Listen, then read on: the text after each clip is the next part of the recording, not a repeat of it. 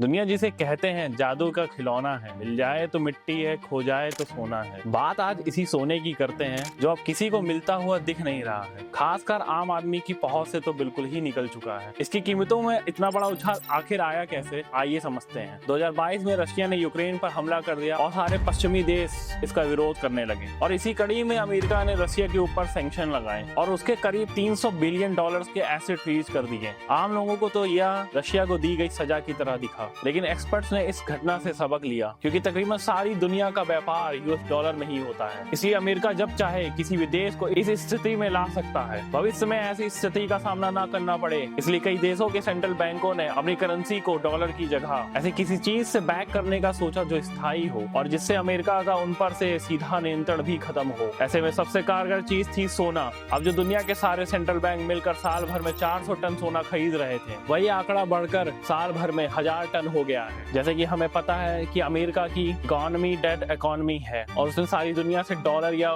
Bond के रूप में कर्ज ले रखा है जो कि डॉलर से ही बैक्ड है। तो ऐसे में कर्ज चुकाने का एक ही तरीका बचता है कि डॉलर की वैल्यू कम हो जाए। इसलिए इन्वेस्टर को अब सोना ही एक सेफ हेवन नजर आ रहा है। साथ ही ट्रम्प का यूरोप और भारत के बीच बड़े तनाव से विश्व राजनीति में जो अस्थिरता आई है, उसने दुनिया भर के निवेशकों को सोना खरीदने की ओर मोड़ दिया है। भारत में भी सोना इसी उथल पुथल के चलते महंगा हो रहा है। साथ ही भारतीय रुपए की कीमत डॉलर के मुकाबले गिरती ही जा रही है। इसलिए यहाँ सोना और तेजी से हमारे पहुंच से दूर हो रहा है। अगर आपको हमारी ये वीडियो पसंद आई हो तो हमारे चैनल इंडिया अनस्क्रिप्टेड को सब्सक्राइब कीजिए। जय हिंद।